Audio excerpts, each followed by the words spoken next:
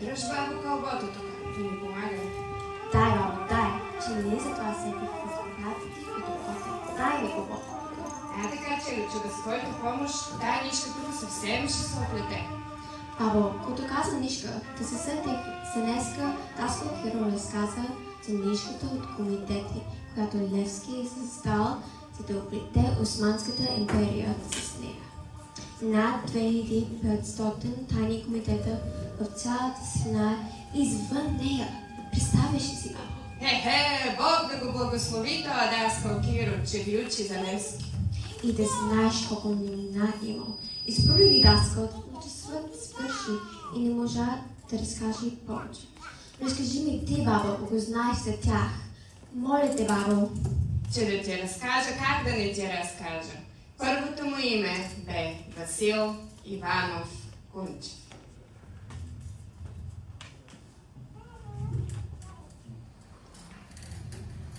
Казвам си Васил Иванов Кунчев. Роден съм в град Карлово. Татко се казва Иван Кунчев, а мама Нини Карагавинова. Учил си най-обичам чинето и книгите.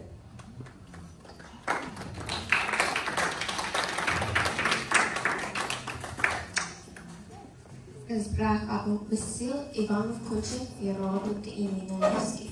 А защо сме го наричали дякон? Какво е дякон, бабо? Дяконът Ивке е църковен служител. Той е помощник на свещеника и проповедник на Евангелието. Ивке, я подай тая Библия, да ти прочита повече.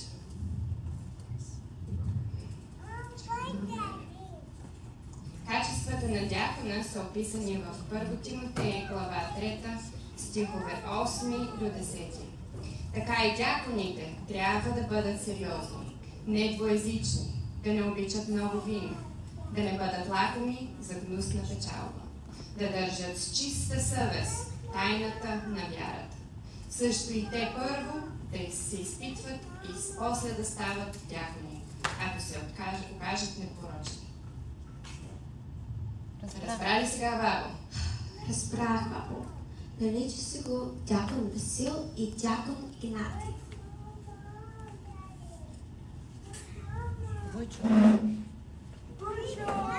Василе, за всички не е мъчно за баща ти. До сега ще стоиш при мене и ще се учиш в свещеническото училище. Виждаш ли ги тия книги? Да. Вземи една, прочети я. Когато я прочетеш, я слагаш долу. Когато цялата маса е празна, значи си завършил училището и си готов да те ръкоположим за дякон. За духовен сан, духовно име е нужно. Твоето ще е Игнатий. Дякон Игнатий.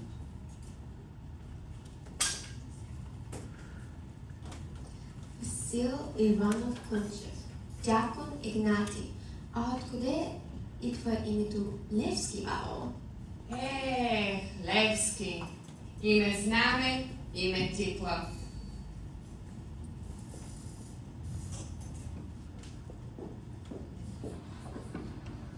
Аз съм войводата Панайот Хитов. Знаменосецът ми, дякон Левски, на сън е лек като заек. От най-малкия шум той рипва и се лада за оръжието си. По планините и по върховете той скача като дива коза. Деретата като сърна прескача. От куршума му всякога по месо удря. В бой той е пъргав и решителен като лъв.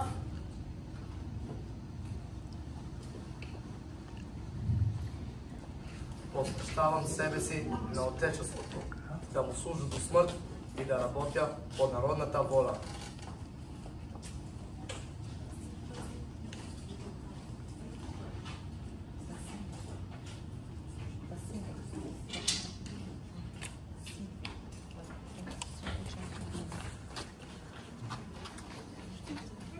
Василе, какво ти учи ми днес? Дайте ягите първо, Филип.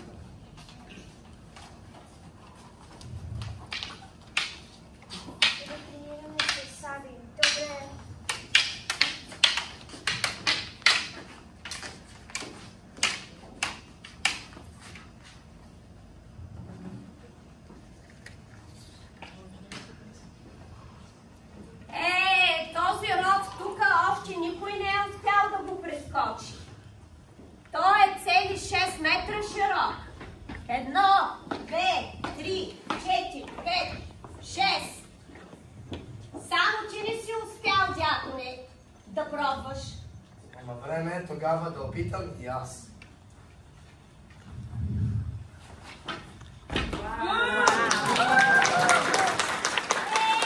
Ти скачаш като някой лъв? Това е Левски скок. От сега си Левски. Дякон Левски. Всички. Дякон Левски. С една обща революция да се направи коренна промяна на сегашната тиранска система и да се замени с демократическа република. Да се даде място за съгласието, братството и равенството между всички народи. Ще имаме едно знаме, на което ще пише Свята и чиста република. Свята и чиста република! Напред, момчета! Ура!